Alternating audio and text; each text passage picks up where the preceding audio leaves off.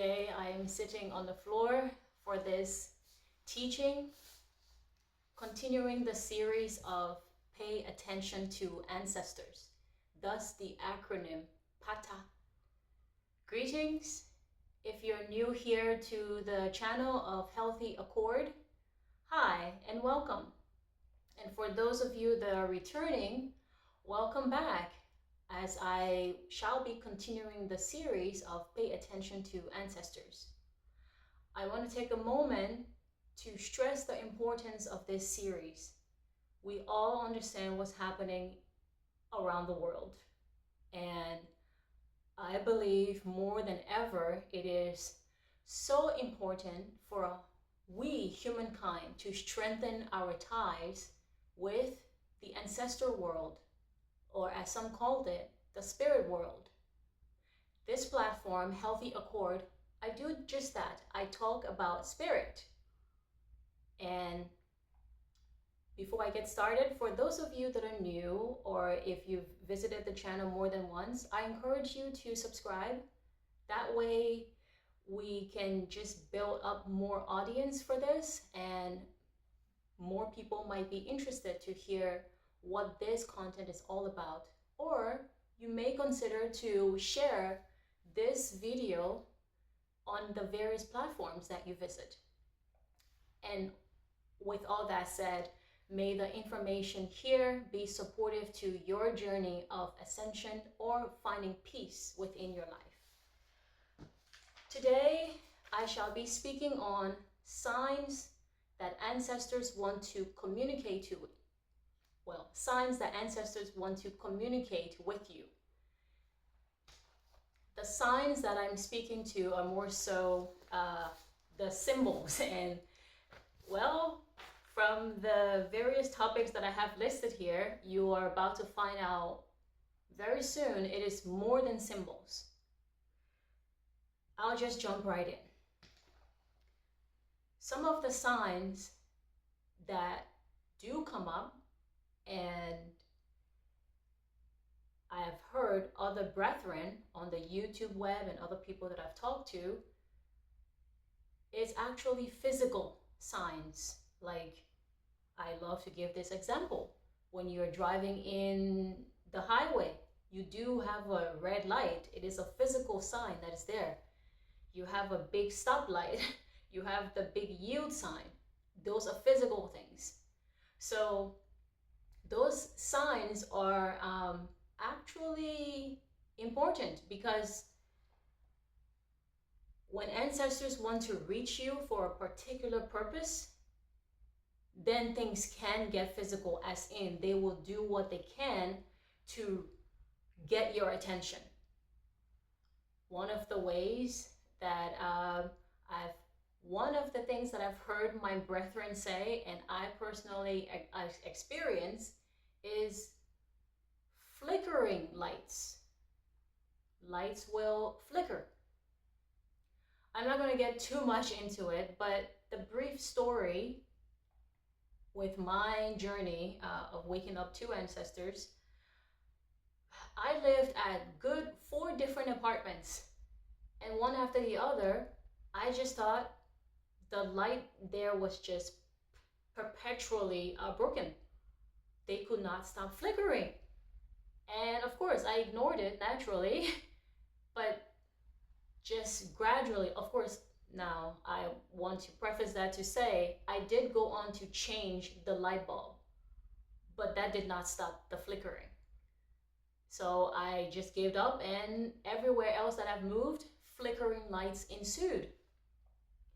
Since I'm not big on the internet scenes, I never thought to hop on the internet and research what does it mean if there's lights flickering. So that's all I want to say about that. One of the signs, physical sign, that you may look to purposefully. It is not a scary thing.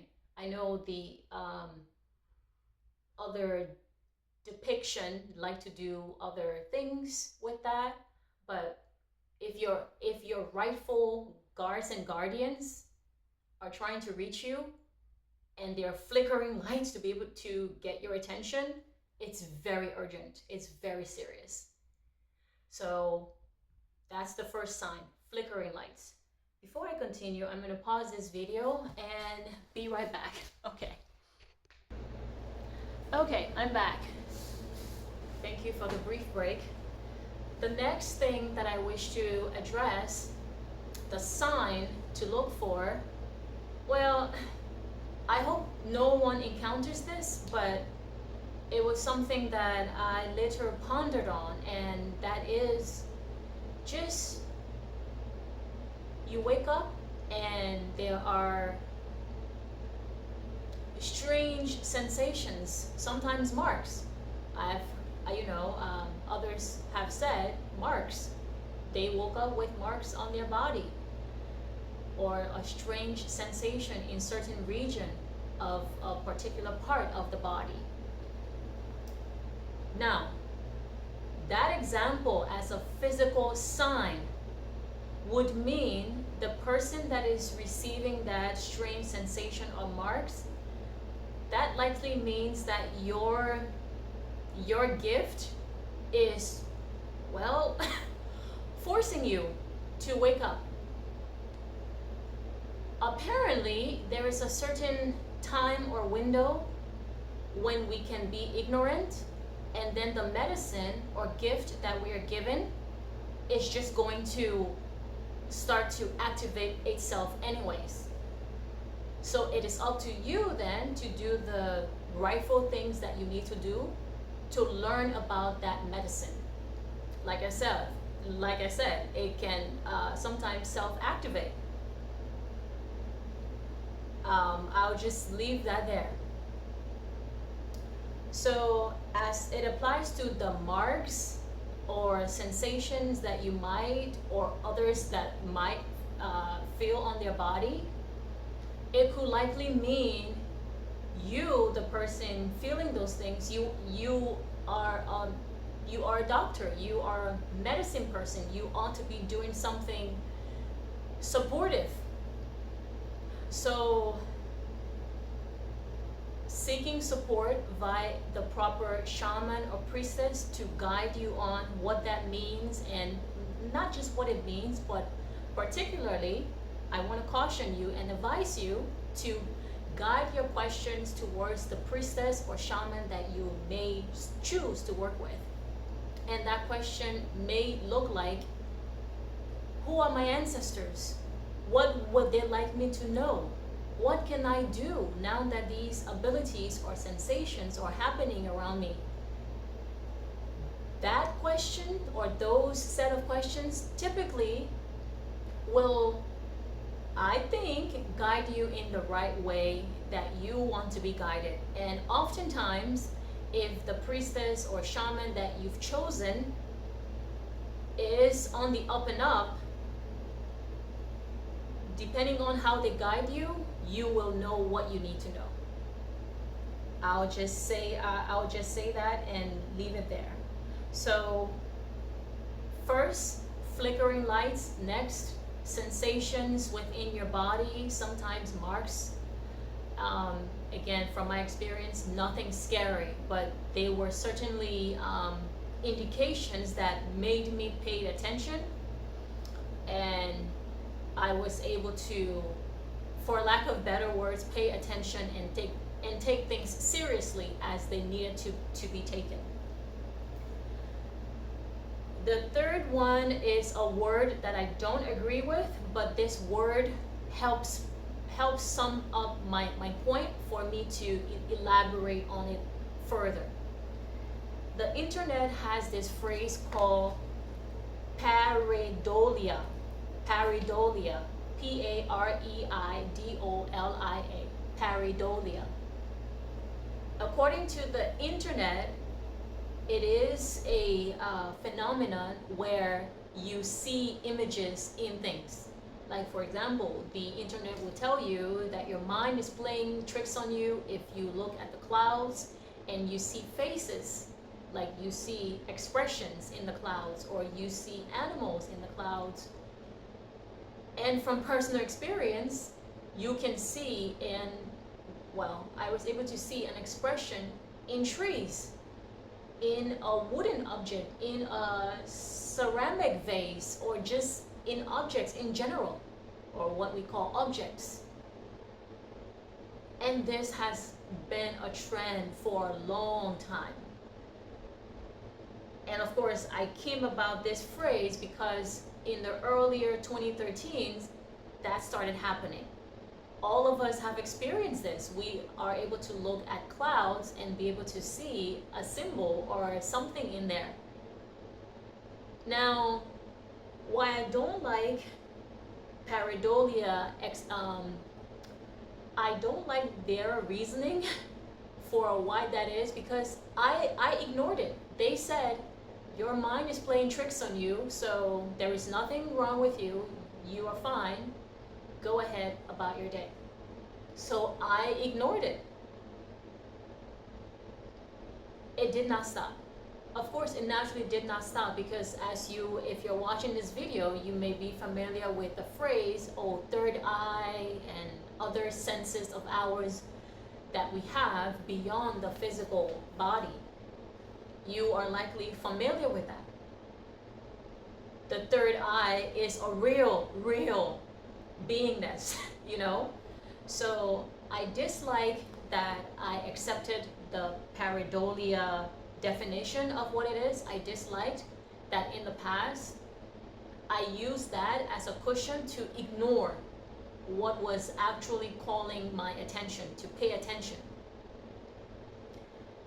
So seeing images in things is very normal. Actually, it is the most normal and natural thing.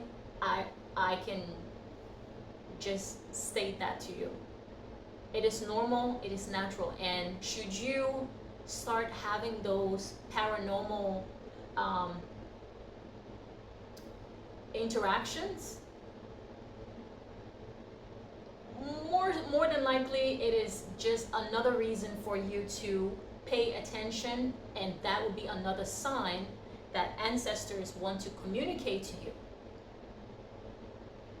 So you are not weird, because the pareidolia definition tried to go more so into the institutional psychological route. I tell you what, I love psychologists, I love therapists, I've been to several. I'll give another video on why they're super helpful and there's a place for them. But there's certain type of psychology out there that is so disruptive towards the paranormal, supernatural activity. When ancestors start to communicate to us, those psychological things, try to explain it. And when it comes to spirit, try not to over-explain, because some of us just make a fool of ourselves that way. So yes, seeing images in things, describe whatever that thing is, spirit can communicate through you, spirit can try to communicate to you with tangible things. And that's just that. So that's great. Your ancestors are reaching out to you. Meditate. I don't know. Connect with what aligns with you and feels safe to you, to just reach out to them. Okay? So that is another sign. Seeing images in things. The next sign that I believe means that ancestors want to communicate to you is, I don't have any other polite way to put this, but it is just one string of bad luck after the other. I'll just put it in that category. One string of bad luck after the other. And with this platform, I hope to and intend to speak from personal experience, as I read very little. I read and research very little about spirit, because intuitively my beingness just rejects a lot of what's out there that tries to explain to us about our supernatural ancestors. So I've listed this category of one bad luck after the other as a sign that your ancestors are trying to communicate to you. Now, I've stumbled upon some practitioners and teachers that do believe that sometimes ancestors will, as they call it, block our way. And from just walking with them for the past, maybe 4 years now, I don't see it as a blockage. What we deem as bad luck, or what others call them blocking your way, I don't see it as that. When I'm sitting with them, some of the phrase that okay, let me just stop and back up a little bit. When I'm sitting down, wherever I am, and I mentally reach out, that's what I mean by when I'm sitting with them. I sit down wherever I'm sitting and I mentally reach out. And I'm asking for what I'm asking for. One of the phrases that I do say is, I don't know what I don't know. And I may not be able to yet to see as far and vast as you do. So please guide me in XYZ ways. I shared that blip into the phrase that I say because what you are deeming or seeing as bad luck, or missed opportunities and bad luck of this thing not going right, they need you to connect with them for a particular reason.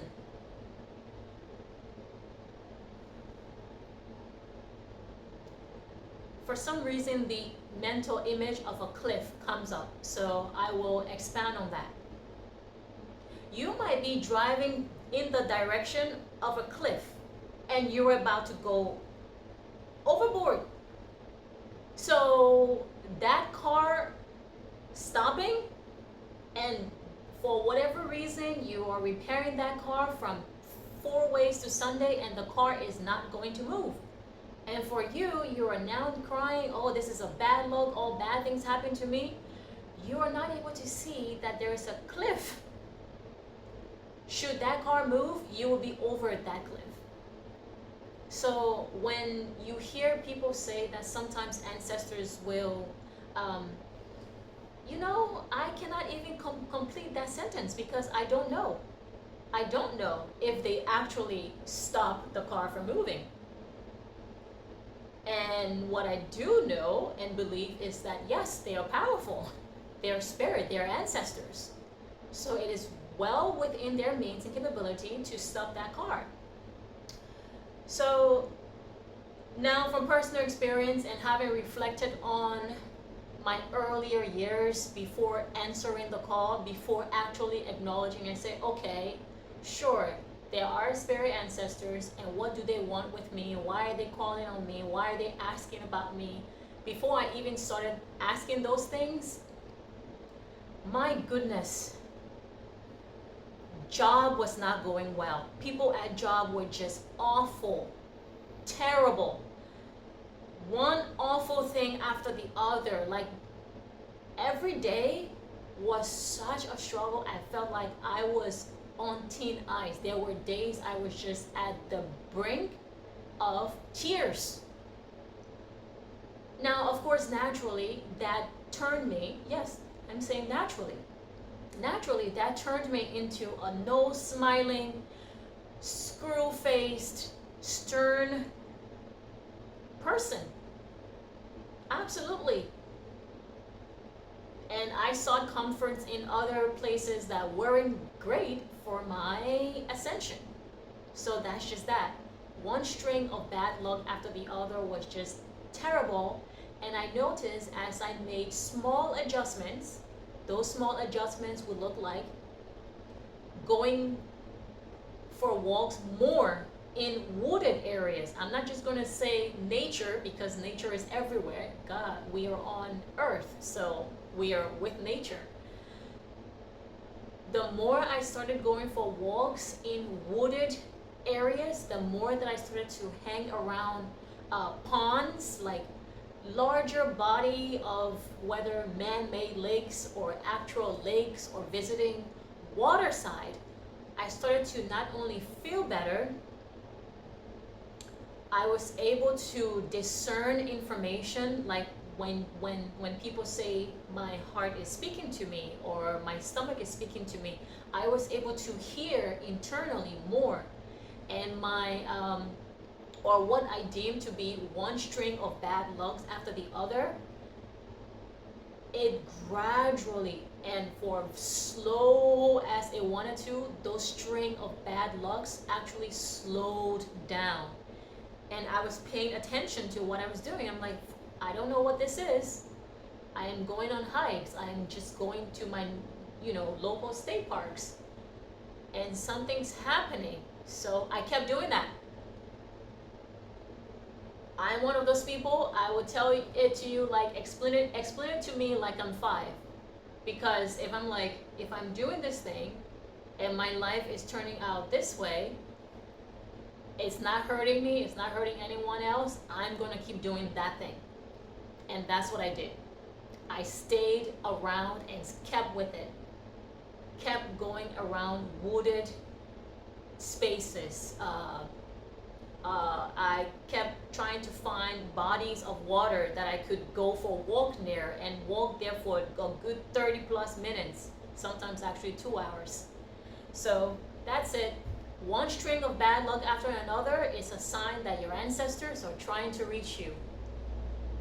Answer them. And the next sign is sensing presence. Sensing presence means exactly what that means. This sign could be scary. I can see how that would be scary because I'm a physical human being here. Should another physical human person come in this room, then I can see them. But in the other sense, if a let's just call the life rightfully by the name entity. Should a entity enter a space and you are at that juncture of your medicine, activating itself within you, and because of that, you can now sense that, okay, I'm not the only person in this space. There is another life here, and more particularly, I am able to sense that that life is in that corner or in that corner or in that corner. That is a sign that your ancestors want to communicate to you. Remember what I said at the beginning of this video? Depending on where you're headed, they will increase their efforts to reach you. And part of increasing that efforts to reach you is to, manifest their presence in a way that you would notice. So at the times, like as in multiple times that I've actually lost count, at the times that it did happen, I'll just briefly share, okay, I'm just checking the time because I don't want to go over the limit that I've set for this teaching. I'll briefly share with you where I was at when Spirit started to put more effort to communicate to me and say, hey, we are here, listen, pay attention to us. At the time, I wasn't Catholic. I stopped being Catholic at the age of 8 or something. I had checked out, but I was raised with Catholic people. That background is important because coming with that awareness of Mother Mary and Christ and how to pray and how to rebuke things, when spirit ancestors supernaturally started to manifest in other non-physical ways around me, and I could sense presence, like in my bedroom, I'm like, okay, I'm in my bedroom and I don't know how I know this was years back, but I was able to see a presence enter, see through the third eye, the non-physical eye, a presence enter my bedroom. So of course I pulled into the bag of tricks that I knew, and I'm like, okay, I remember the Catholic said, if you're feeling fearful, you call on the power of the Lord, the blood of Jesus Christ, and you rebuke. And I got into that, and I was saying it. I'm not saying don't pray. I'm not saying don't shun. Okay?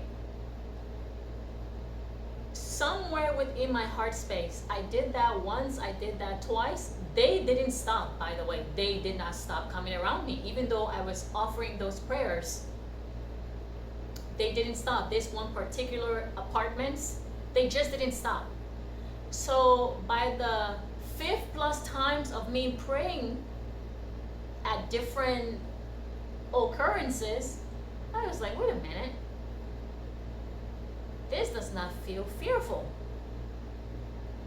And of course, I felt into whether whatever that was sharing that space with me, whatever the spirit entity that had come into the space, I had felt into it. I was like, this doesn't feel fearful. I felt stupid. I felt foolish for saying, I rebuke. And I'm like, I feel stupid because this entity does not feel like a threat. And I was able to feel into that because I went into one place and one place only, my heart. I went into my heart space, and I was like, okay, I'm gonna stop doing this. And basically, I was just like, look, and I went ahead and said whatever that I said. I'm not going to bring you in on what I said, but I stopped the rebuking prayers because I'm just like, I keep sensing on different days, I keep sensing you are in my bedroom, you are in the sitting area, like I keep sensing whoever or whatever is around me, and I'm just tired of rebuking you because I'm feeling into it that you are not a threat, you are not any of those things that I need to rebuke. So sensing presence is a sign that, yeah, spirit ancestors want to communicate to you. Now fast forward several years later, yes, these are my ancestors. And like I have on the board there behind me, it is true. Yours love you, mine love me, and that's why they're trying to communicate to you. Okay, maybe my ancestor just nudged me. So I'm not gonna give you, anyways, mine love me, and that's why they were trying to reach out to me. So that's that. Oh, right. I want to back the trolley up to sensing present. That sign. I added this stipulation there. When you're sensing present, I believe it is a sign that your ancestors want to communicate to you.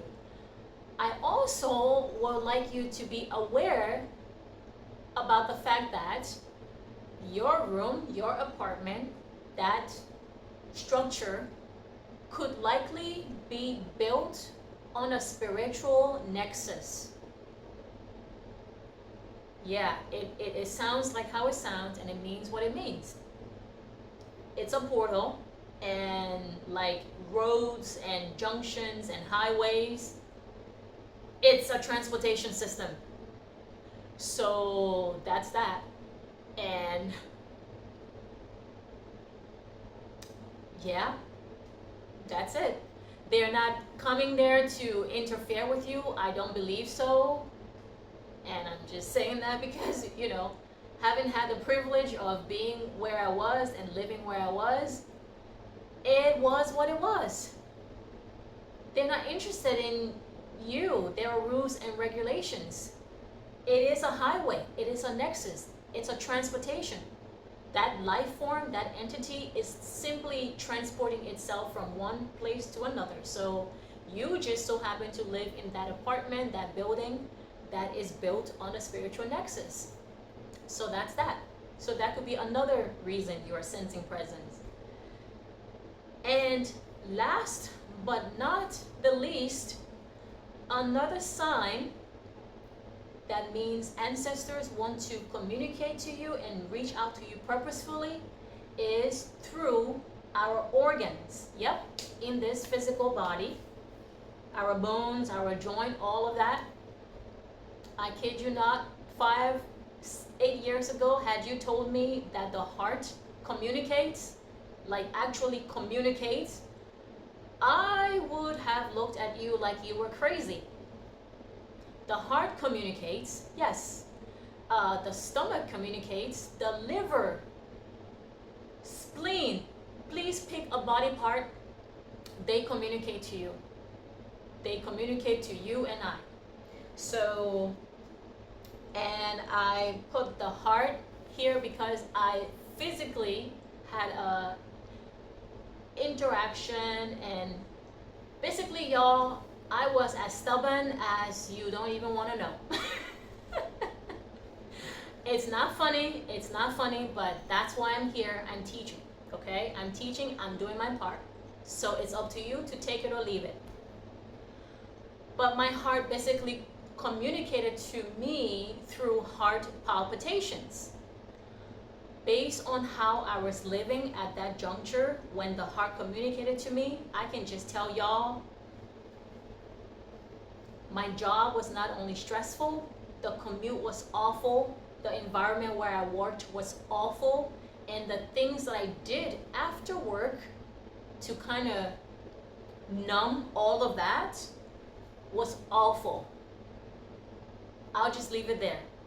And basically my heart showed up and said, okay, you need to change course now. And long story short, I went and saw several doctors and I told them, I feel like I'm dying. And they ran their blood tests or whatever tests, and they ran their tests and they said, ma'am, lady, from these test results, you are as healthy as a horse. And I was as furious with them as I was calling these medical doctors idiots. They weren't idiots. No, they weren't. It's just that the way that spirit, ancestor, aka at that particular example, life experience, the heart was communicating to me something that I needed to know. And long story short, I made a change, and here we are. So our internal organs, our ancestors, and of course every part of our beingness, ties into ancestors. So I'm really hoping from some of these brief stories that I've mentioned to you ties into the various categories that I listed in the second video that I made of this series, Pay Attention to Ancestors. That's it, folks. That completes the signs that ancestors want to communicate to you. I encourage you to share this video in your circle, or possibly give us a thumbs up so that way others can find our content. And that's all. I shall see you in the next video, which happens pretty soon. Have a blessed one. Bye-bye.